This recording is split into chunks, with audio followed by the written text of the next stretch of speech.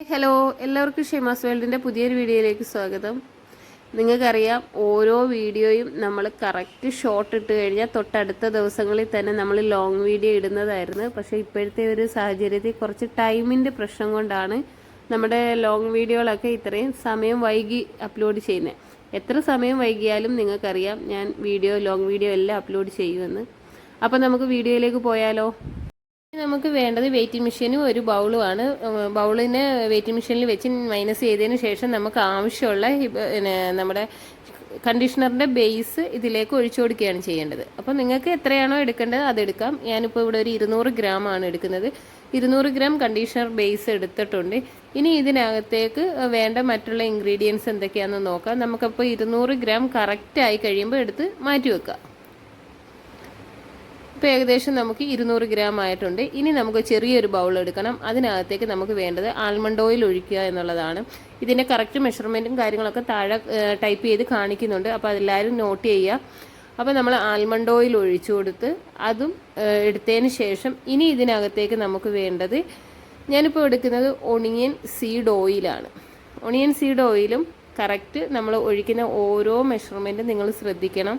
നമ്മൾ ഈ പറയുന്ന 200 ഗ്രാമിൻ്റെ മെഷർമെൻ്റാണ് ഈ പറയുന്നത്.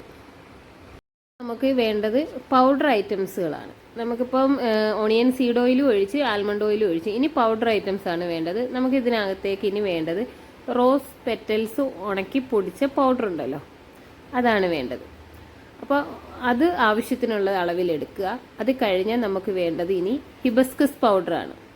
ഹിബിസ്കസ് പൗഡറും സെയിം അളവിൽ തന്നെയാണ് എടുക്കുന്നത്. നമ്മൾ റോസ് പെറ്റൽസിൻ്റെ പൗഡർ എടുത്ത അതേ അളവിൽ തന്നെയാണ് ഹിബിസ്കസ് പൗഡർ എടുക്കുന്നത്. ഇനി ഇതിനകത്തേക്ക് റോസ്മേരിയുടെ ഹൈഡ്രോസോളാണ് ഞാൻ ഒഴിക്കുന്നത്. അത് ഇതൊന്ന് മിക്സ് ചെയ്തെടുക്കാൻ വേണ്ടിയിട്ടാണ്.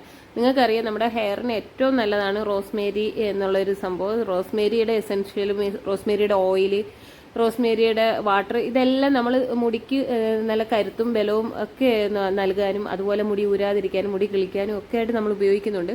അപ്പം അതേ സെയിം സംഭവം തന്നെയാണ് നമ്മൾ ഇതിനകത്തും ആഡ് ചെയ്തിരിക്കുന്നത്. ഇത് നന്നായിട്ട് മിക്സ് ചെയ്തെടുക്കുക എന്നുള്ളതാണ്. നല്ല രീതിയിൽ, എന്ന് വെച്ചാൽ പൗഡറുകളാകുമ്പോൾ പെട്ടെന്ന് കട്ട പിടിച്ച് നിൽക്കും. അത് കട്ട പിടിക്കാതിരിക്കാൻ വേണ്ടിയിട്ട് നല്ല രീതിയിൽ ഇങ്ങനെ മിക്സ് ചെയ്തുകൊണ്ടേയിരിക്കുക. കാരണം ഇതിനകത്ത് നമ്മൾ മറ്റുള്ള വാട്ടർ ഒന്നും ചേർക്കുന്നില്ല. ഇത് ഇത്ര ഐറ്റം കൊണ്ടാണ് നമ്മൾ ഇതിനെ കുഴച്ചെടുക്കുന്നത്. ഇനി ഇത് നമ്മുടെ ബേസിനകത്തേക്ക്, നമ്മുടെ എടുത്തു വെച്ച കണ്ടീഷണർ ബേസിനകത്തേക്ക് ഈ കംപ്ലീറ്റ് ഇത് ഇട്ട് കൊടുക്കുക.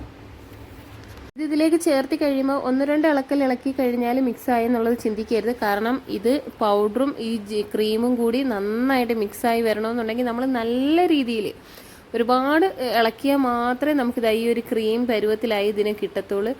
ഇത് നല്ല രീതിയിൽ മിക്സ് ആയതിന് ശേഷം നമുക്ക് എപ്പോൾ വേണേലും ഉപയോഗിക്കാം. ഒരു 2 വർഷം നമുക്ക് എക്സ്പയർ ഡേറ്റ് ഉള്ള കണ്ടീഷണറാണിത്. നിങ്ങൾക്ക് ധൈര്യത്തിൽ ഉപയോഗിക്കാം. ഇപ്പം നമുക്ക് മണമൊക്കെ ഇതിനകത്തേക്ക് വേണമെന്നുണ്ടെങ്കിൽ നമുക്ക് ഇഷ്ടമുള്ള മണം ആഡ് ചെയ്യാം. അപ്പോൾ ഞാൻ നല്ലപോലെ മിക്സ് ആയതിന് ശേഷം ഞാൻ ഇതിനകത്തേക്ക് ആഡ് ചെയ്യുന്നത് ഡോവിൻ്റെ ഫ്രാഗ്രൻസ് ഓയിലാണ് ഇതിലേക്ക് ആഡ് ചെയ്യുന്നത്. ഇപ്പോൾ ഡോവിൻ്റെ സ്മെല്ലൊക്കെ നിങ്ങൾക്ക് അറിയാമല്ലോ. എൻ്റെ കയ്യിൽ നിന്ന് വാങ്ങിയിട്ടുള്ള ആൾക്കാരാണെങ്കിൽ ഒരുപാട് നല്ല അഭിപ്രായം എനിക്ക് ഡോവിൻ്റെ ഫ്രാഗ്രൻസിനെ കുറിച്ച് തന്നിട്ടുള്ളത്. അപ്പോൾ ആ ഒരു സ്മെല്ല് നമ്മുടെ മുടിക്ക് അത്രയും നല്ല രീതിയിൽ കിട്ടും കേട്ടോ. അപ്പോൾ ഒരുപാടൊന്നും ഒഴിക്കണ്ട, നമുക്ക് ആവശ്യത്തിനുള്ള രീതിയിൽ. ഞാൻ ഒരു 3 തുള്ളി 4 തുള്ളിക്കുള്ളിലേ ഇതിനകത്ത് ഒഴിച്ചിട്ടുള്ളൂ ഫ്രാഗ്രൻസ്, ഡോവിൻ്റെ ഫ്രാഗ്രൻസ്. ഇത് നന്നായിട്ട് മിക്സ് ചെയ്തിട്ടുണ്ട്.